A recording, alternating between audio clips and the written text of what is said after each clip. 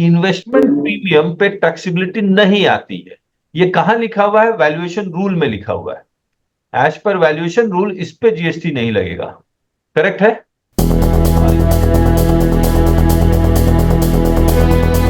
नमस्ते to all of you. आज के सेशन में स्वागत है और हम लोग सर्कुलर डिस्कस करेंगे जो 23 जून 2024 को आया। और ये सारा वीडियो जो भी रिकॉर्डिंग कर रहे हैं, लाइव रिकॉर्डिंग कर रहे हैं, ये यूट्यूब में भी जाएगा। और यूट्यूब के ऑडियंस को कहना चाह रहा हूं कि अगर आप इस लाइव डिस्कशन का पार्ट होना चाह रहे हैं तो आपको ये हमारा एक जीएसटी लिटिगेशन प्रीमियम क्लब है, उसको ज्वाइन कीजिएगा। हमारा ऑफिस के नंबर पर कॉल करके डिटेल पता कर लीजिएगा। दूसरा, यूट्यूब में एक सब्सक्रिप्शन के साथ एक बटन होता है जिसको हम लोग ज्वाइन का बटन कहते हैं। उस ज्वाइन करेंगे तो उसमें जीएसटी के सारे कोर्स हमने अपलोड किए हुए हैं, तो उसको भी आप एक्सप्लोर कर सकते हैं। तो आइए अब सर्कुलर डिस्कस करते हैं। तो आइए अब हम लोग 200 कौन सा है? 212 कंप्लीट हो गया सर। 213 ना? अब 213 होगा आज। तो आज हम लोग 213 का सर्कुलर नंबर 213 कर रहे हैं। मैं स्क्रीन शेयर करता हूं और इसके बारे में ये है 214 सर्कुलर नंबर, ये करते हैं। मैं स्क्रीन शेयर करता हूं। इसका सब्जेक्ट क्या है? Clarification on the requirement of reversal of ITC in respect of the portion of the premium for life insurance policy which is not included in taxable value। मैं आपको यहां से, जब आप लाइफ इंश्योरेंस लेते हैं, लाइफ इंश्योरेंस, तो जो आपसे प्रीमियम मांगता है, इसके दो कंपोनेंट होते हैं। एक होता है रिस्क प्रीमियम, दूसरा होता है इन्वेस्टमेंट प्रीमियम। मान लीजिए आपने प्रीमियम के नाम पे 100 रुपए दिए। रिस्क प्रीमियम यानी कि अगर डेथ होगी तो इतना पैसा आप नॉमिनी को मिलेगा या लीगल हेयर को मिलेगा, तो वो क्या करता है, और जो इन्वेस्टमेंट प्रीमियम का पैसा किसी म्यूचुअल फंड ये सब में इन्वेस्ट कर देता है ताकि उस पर आपको इंटरेस्ट दे सके, पेंशन दे सके, वगैरह वगैरह काम करता है। तो 100 रुपया में से ये रिस्क प्रीमियम में मान लीजिए इसमें 90 रुपये रख लिया और इन्वेस्टमेंट प्रीमियम के नाम पे 10 रुपये रख लिया। अब जब आप इंश्योरेंस लेते हैं तो एक होता है आ, उसको हम लोग क्या बोलते हैं, वन टाइम प्रीमियम, जहां पर पूरा का पूरा डेथ इंश्योर्ड होता है, यानी कि पूरा का पूरा रिस्क प्रीमियम ही दे रहे हैं। मान लीजिए आपने 5 लाख रुपया दिया, मरने के बाद 50 लाख रुपया मिलेगा आपके नॉमिनी को, तो ये पूरा 5 लाख रिस्क प्रीमियम में जीएसटी रिस्क प्रीमियम पे लगता है। जीएसटी किस पे लगेगा? इस पे लगेगा, ये टैक्सेबल होता है। इन्वेस्टमेंट प्रीमियम पे टैक्सेबिलिटी नहीं आती है। ये कहां लिखा हुआ है? वैल्यूएशन रूल में लिखा हुआ है। एज पर वैल्यूएशन रूल इस पे जीएसटी नहीं लगेगा। करेक्ट है? और इन्वेस्टमेंट प्रीमियम पे इसलिए भी नहीं लगना चाहिए क्योंकि ये इन्वेस्ट होता है म्यूचुअल फंड ये वगैरह में या फिक्स डिपॉजिट में, तो जिसपे इंटरेस्ट मिलता है और डिविडेंड मिलता है, और इंटरेस्ट और डिविडेंड ऐसे भी एग्जम्प्ट है। लेकिन ये एग्जाम्शन का रूट नहीं है, ये याद रखिएगा। इंटरेस्ट को एग्जाम्शन के रूट में मत लाइए, ये वैल्यूएशन रूल में ही लिखा हुआ है कि ये रूल 32 में कि ये इन्वेस्टमेंट प्रीमियम पे जीएसटी नहीं लगेगा। अब किसी लाइफ इंश्योरेंस प्रीमियम के पास मान लीजिए 1000 करोड़ आया, तो वो क्या करेगा, इस 1000 करोड़ को रिस्क प्रीमियम में और इन्वेस्टमेंट प्रीमियम में डिवाइड करेगा। रिस्क प्रीमियम में मान लीजिए 900 करोड़ है, तो इस 900 करोड़ पे जीएसटी देगा, इस 100 करोड़ पे जीएसटी नहीं देगा। अब डिपार्टमेंट नोटिस इश्यू कर देता, भाई साहब इस पे तो आपने जीएसटी दिया नहीं, तो इस पे रूल 42 एंड 43 लगा के आईटीसी को प्रोपोर्शनेटली रिवर्स कीजिए। आपसे एक सवाल है कि आप करना चाहिए या नहीं करना चाहिए। जब हम लोग जीएसटी का क्लास ले रहे थे, live class, volume 1, volume 2, volume 3, तो हमने एक बात बार बार कही थी। वो बात ये थी कि आपको क्लास खत्म होने के बाद 24 घंटे के अंदर रिवाइज करना है। 24 घंटे के अंदर रिवाइज नहीं करेंगे, याद नहीं करेंगे तो भूल जाएंगे। ये रूल याद करना 34(2) में तो कहा ही गया था।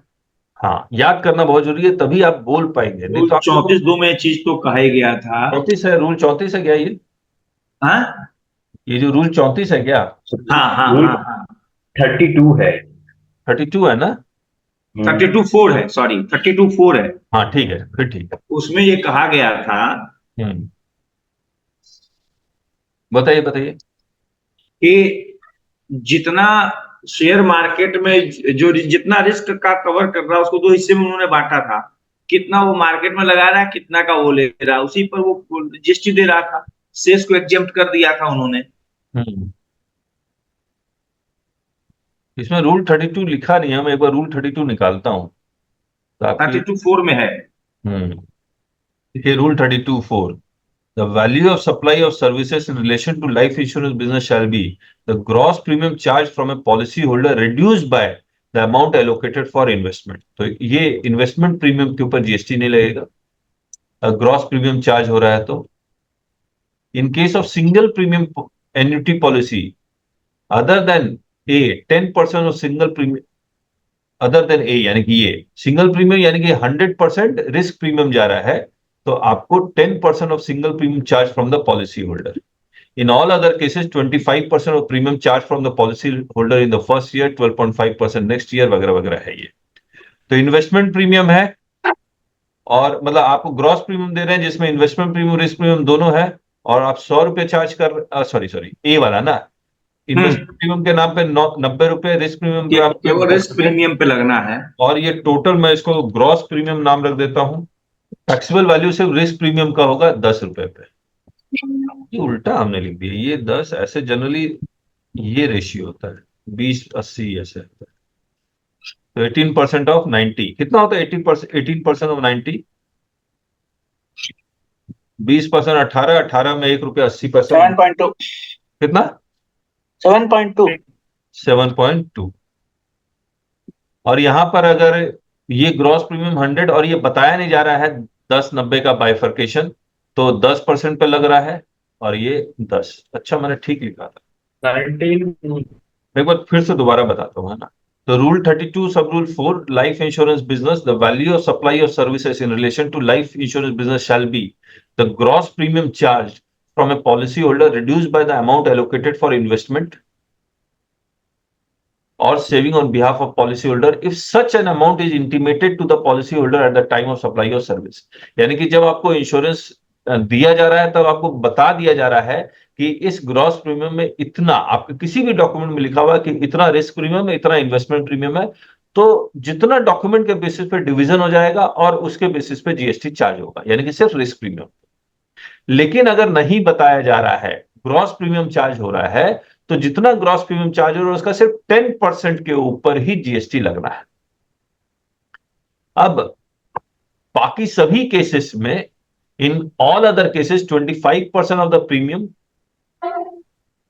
Charge from the policy holder in the first year, क्योंकि कमीशन ज्यादा होता है, and 12.5% premium from the subsequent years.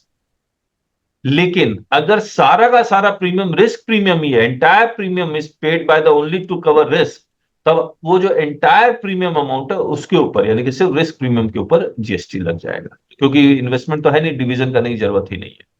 तो यहां पर डॉक्यूमेंट के बेसिस पे डिवीजन है, तो जितना डॉक्यूमेंट में लिखा हुआ 10 रुपए उसी पे लगेगा। अगर डॉक्यूमेंट के बेसिस पे डिवीजन नहीं है, सिर्फ ग्रॉस लिखा हुआ, तो 10% पे लगेगा। और फर्स्ट ईयर सेकेंड ईयर का इस तरह से ये बाइफर्केशन दिया हुआ है, और अगर सिर्फ रिस्क प्रीमियम है तो इतना लगेगा। अब गौर, ये डिपार्टमेंट के अफसर ये कहते हैं क्योंकि इन्वेस्टमेंट प्रीमियम पे जीएसटी नहीं लगा, रूल 42-43 के बेसिस पे आपको अपॉर्चमेंट करना पड़ेगा क्रेडिट को। क्या ये वैलिड है या पॉइंट या नहीं? कहिए कहिए, जल्दी कहिए। रूल 42-43 याद कीजिए, क्या लिखा हुआ है उसमें। यहाँ उन्होंने ये कह दिया कि ऐसे स्थिति में रूल 42-43 लागू नहीं होगा, क्योंकि हाँ, टैक्सेबल और एग्जेम्प्ट को जो 17 की कंडीशंस है वो यहाँ लागू नहीं होती। देखिए रूल 42-43 तभी लगता है जब आप टैक्सेबल सप्लाई और एग्जाम सप्लाई दोनों कर रहे हो। करेक्ट। अब मुझे एक बात बताइए, रूल 32 सब रूल 4 अगर ये कहता है कि इन्वेस्टमेंट प्रीमियम पे नहीं लगेगा, क्या ये इन्वेस्टमेंट प्रीमियम है जिस पे जीएसटी नहीं लग रहा है, क्या ये एग्जाम सप्लाई है? सर एग्जेम्प्ट तो है ही नहीं ना ये। ये एग्जाम सप्लाई अगर होता तो वो सेक्शन 11 के थ्रू जो नोटिफिकेशन आता उसमें लिखा होता। तो ये एग्जाम बिल्कुल। सप्लाई नहीं है, ये हाँ। नॉन टैक्सेबल सप्लाई भी नहीं है, और ना ये शेड्यूल 3 का नो सप्लाई। तो जब, और सेक्शन 17 ये कहता है कि टैक्सेबल सप्लाई और एग्जाम सप्लाई दोनों होना चाहिए, जब एग्जाम सप्लाई है ही नहीं, तो इसीलिए रूल 42-43 नहीं लगेगा। तो अब जब आप ये डॉक्यूमेंट पढ़ेंगे तो उसमें ये सारा कुछ लिखा हुआ भी है। मेरे ख्याल से नोटिफिकेशन 12 में अच्छा, एक मिनट। एग्जाम्पशन दिया गया है। नहीं नहीं नहीं, tax subject clarification on the requirement or reversal of ITC for life insurance policies premium portion not included in taxable value. Main issue, whether the premium amount not included in taxable value as per Rule 32 sub Rule 4 of CGST rules should be treated as exempt supply or non-taxable supply for ITC reversal purpose. Key clarification, the premium portion not included in taxable value cannot be considered as pertaining to non-taxable or exempt supply. No requirement to reverse ITC as per Rule 42-43. Read with this. The service is neither nil rated nor exempted under Section 11 of CGST Act or Section 6 of IGST Act. It is also not a non-taxable supply as tax is leviable on life insurance business. तो वो leviable है। तो इसमें अब जब आप ये पूरा डॉक्यूमेंट पढ़ेंगे तो इसमें वो पूरा एग्जेम्प्ट सप्लाई का डेफिनेशन, नॉन टैक्सेबल सप्लाई का डेफिनेशन, ये सब लिखा हुआ है। देखिए 247 एग्जेम्प्ट सप्लाई का डेफिनेशन ये लिखा, और फिर नॉन टैक्सेबल सप्लाई का डेफिनेशन 278 बोलते ये दोनों ही नहीं है। तो therefore just because some amount of consideration is not included in value of taxable supply as per the provisions of the statute, it cannot be said that the said portion of that consideration becomes attributable to non taxable supply or exempt supply. ये complete हो गया। Real estate के case में 1/3 value जो land की होती है ना, उसमें भी एप्लीकेबल होगी। उस पर एप्लीकेबल नहीं Commercial. होगी। होगी मतलब इसमें उसमें भी आईटीसी रिवर्सल नहीं होगा नहीं कमर्शियल होगा ना, हाँ हाँ, ये सर्कुलर वहां भी जाएगा। करेक्ट करेक्ट, ठीक है, मान लिया। ठीक है, क्योंकि वो 1/3 का जो डिडक्शन मिल रहा है ना, वो एग्जाम सप्लाई है ना टैक्सेबल सप्लाई है। ठीक है। हमको लगता है कि सर नोटिफिकेशन जो 12 था उसमें इसको प्रमुख किया गया। नहीं, कभी नहीं किया। वो नहीं है। कमीशन को किया गया, इसको नहीं। हाँ, कमीशन का है सर। चलिए नेक्स्ट करते हैं।